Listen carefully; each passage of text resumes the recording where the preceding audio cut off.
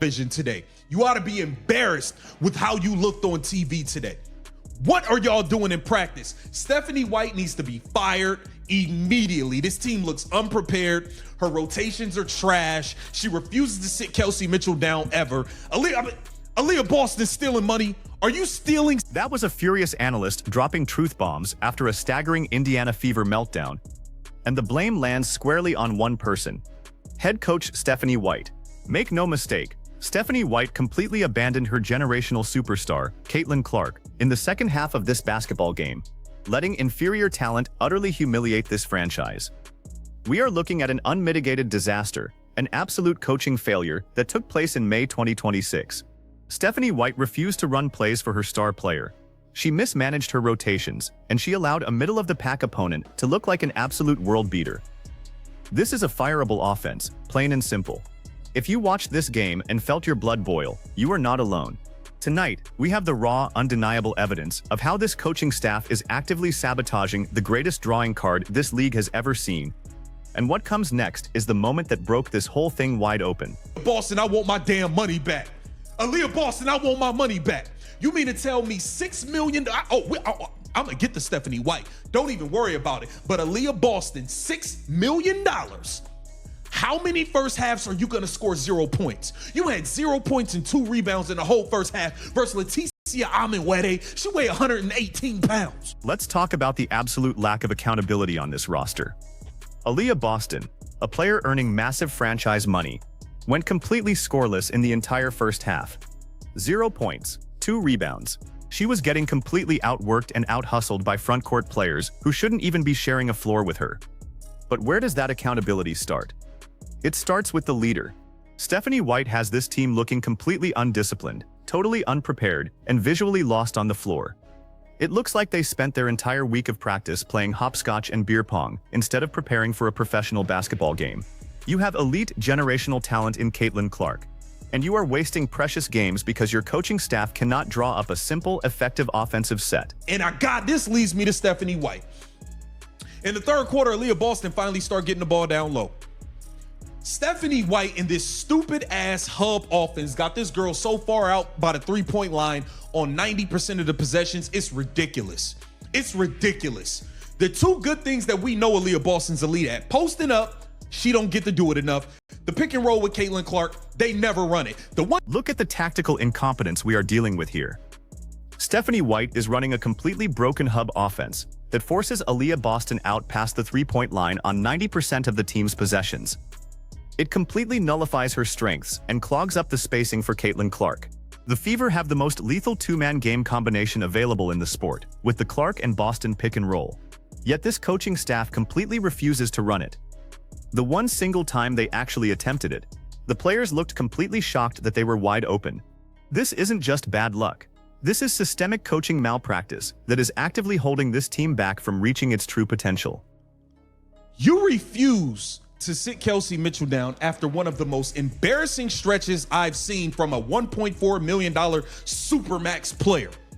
Kelsey Mitchell pulled up, tried to pull up a jump shot over 3 people, got it blocked once, blocked twice, goes down on the other end, has no idea who she's guarding, gets mixed up with Aaliyah Boston, gives up a wide open 3 and is, oh, my bad, my bad. What you mean, my bad?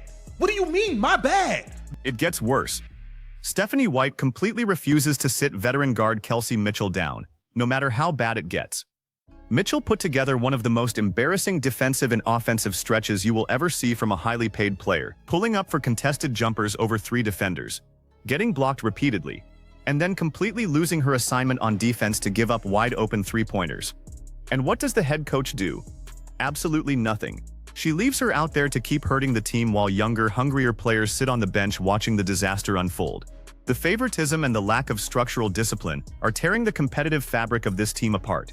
And what comes next is the moment that broke this whole thing wide open. We got to get to Caitlin Clark now. Caitlin Clark had, I would say, a solid first half. I think you had, 11 points, 5 assists in the first half. You finished the game with 16 and 6 assists. This is one of the worst second half. This is the performance Caitlin Clark almost. I don't think this one was as bad as last year in Golden State, where Here is the absolute smoking gun from this matchup. Caitlin Clark had a very solid, controlled first half with 11 points and 5 assists, keeping the offense afloat. But in the second half, she finished with a grand total of just 16 points and 6 assists. That means she was held to just 5 points and a single assist in the final 20 minutes of play. Make no mistake, Stephanie White completely abandoned her generational superstar in the second half, completely freezing her out of the offensive game plan. When your franchise centerpiece goes completely stagnant because you fail to design open looks for her, that is not on the player. That is a direct indictment of a head coach who is entirely out of her depth. that's what I didn't like. There was a point in time until she hit that 3 in the fourth quarter, which goes back to coaching. She hits a 3 in the fourth quarter, and then Stephanie White doesn't run another play for her for another 4 minutes. Makes no sense at all. Makes no sense. Horrible coach. She needs to be fired. The lineup's awful. Caitlin Clark lost some. Think about the absolute absurdity of this sequence. Caitlin Clark comes down in the fourth quarter, stays aggressive, and knocks down a massive three-pointer to get the team rolling. Any competent coach in America knows you immediately go back to the hot hand. Instead, Stephanie White does not call a single play for Clark for the next 4 straight minutes. Let that sink in. Your superstar hits a massive shot, and you completely freeze her out during winning time. It forced Clark to lose her natural aggression, leading to back-to-back deflections and unforced turnovers because she was forced to work completely alone without an ounce of tactical support. She got to work super hard for these looks. She getting blitzed. She getting trapped. We not blitzing Veronica Burton. Veronica Burton is getting to do whatever she want. Caitlin Clark is getting blitzed off every ball screen, getting doubled and trapped. But we let Veronica Burton pick out bigs because we're switching, and she get to go one-on-one with whoever she want, whether it's Caitlin, whether it's Kelsey, whether it's Monique Billings. We just let her do whatever she want. Blitz. The defensive game plan was an even bigger joke.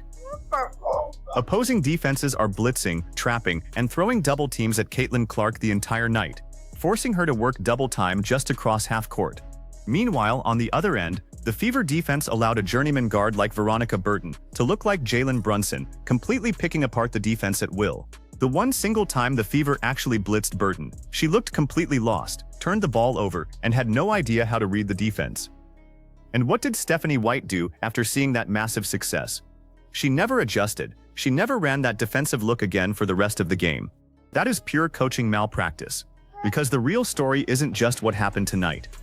It's what this means for everything coming next. This is ridiculous, man. This team is one of the most undisciplined. We do stupid fouls all game long. I mean, Kelsey is fouling off the ball with 4 seconds left on the shot clock, giving them free throws. What are you doing? Then the very next possession on defense, Kelsey comes down and fouls a jump shooter. What I think the Indiana Fever foul more jump shooters than any team. This roster is currently playing some of the most undisciplined, fundamental free basketball in the entire country. They are committing foolish, catastrophic fouls off the ball with mere seconds left on the shot clock, gifting opponents free throws and completely bailing them out.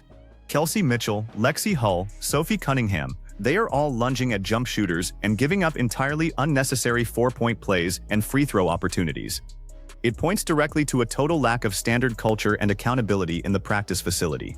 This entire organization is treating these games like a casual scrimmage, and it is costing them massive, winnable games in front of national audiences. The lady needs to go.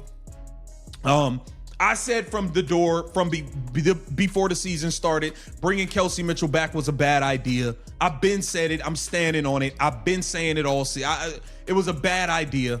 It was a bad idea. This whole front office is trash, man. Stephanie White did an awful job. Natalie Nakas coached circles around Stephanie White. She coached circles around her. Stephanie White runs. Let me tell you something. Bringing certain high-priced veterans back to this roster was a fundamental mistake from day one. This front office has done a terrible job building a modern, functional squad around Caitlin Clark. Opposing coaches are completely circling leagues around Stephanie White. The Fever run the exact same baseline inbounds play over and over again, without a single variation, making them the easiest team in professional sports to scout and shut down. It has reached a point where either Caitlin Clark gets completely hot from 30 feet out and saves the day, or this team has absolutely zero chance of winning basketball games. This is a disgusting loss. This is embarrassing, man. Veronica Burton had 25.6 rebounds, 3 assists on 7 of 13 shooting. Gabby Williams had 19. Aaliyah Boston, Kelsey Mitchell. Come on, man. Caitlin 3 of 12. That's not gonna get it done. But Caitlin she lost her aggression.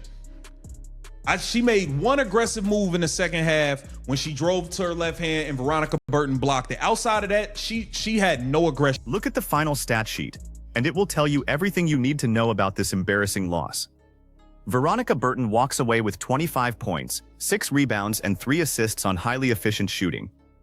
Gabby Williams gets whatever she wants for 19 points. Meanwhile, Caitlin Clark is forced into a brutal 3 of 12 shooting night because she has 0 spacing, 0 screen help, and a coach who pulls her out of the game the minute she starts finding a rhythm. Clark completely lost her trademark aggression in the fourth quarter because the system around her failed her on every single level. And here's the one thing nobody is talking about. The biggest consequence of all is still coming. The thing that Caitlin has to change is late in ball games, you got to stay aggressive even if you don't got it going. You got to stay aggressive. You know, it's as simple as that, man. But Stephanie White got clearly out coached. She sucks. This experiment, this thing needs to be over immediately. It needs to be over immediately. She should be fired. Get down in the comments. Let me know what you think. This Keep the Vision. Make sure you like, comment, subscribe, share the channel. This isn't the first time the basketball establishment has tried to neutralize a generational talent through sheer coaching incompetence and lack of structural support. Back in 1997, we saw legendary figures like Cynthia Cooper have to battle through immense organizational resistance just to establish her dominance. Back in 2008, Candace Parker faced similar hurdles during her rookie season, dealing with veteran jealousy and coaching staffs that refused to adapt their archaic systems to maximize a unique, transcendent skill set. The historical pattern is undeniable. When an extraordinary player threatens the existing hierarchy, the old guard closes ranks. We saw it decades ago, and we are seeing it play out right now in Indiana. When you look at this disaster from multiple angles, the damage to the franchise is absolute. First, look at the front office angle. This complete lack of competitive fire directly harms fan loyalty and long-term business growth. Second, from the locker room angle, allowing overpaid veterans to consistently sabotage play calls creates a deep, unfixable divide. Third, from the fan perspective, sports talk listeners are turning off the television because they refuse to watch a generational icon get completely squandered. And fourth, from the league perspective, the television ratings will inevitably suffer if the marquee attraction is buried in a broken system. Now, what does this catastrophic loss mean for the rest of the 2026 season? It guarantees 3 specific things. Number 1. Every single player on this roster is now watching to see if the front office has the courage to hold Stephanie White accountable. Many of you in the comments section have been warning us about this coaching staff for weeks, and tonight you were proven completely right.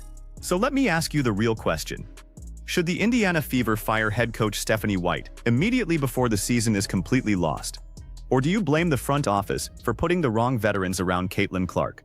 Drop your thoughts in the comments below. Make sure to like, comment, and subscribe to keep the vision alive. And I will see you all on the live broadcast.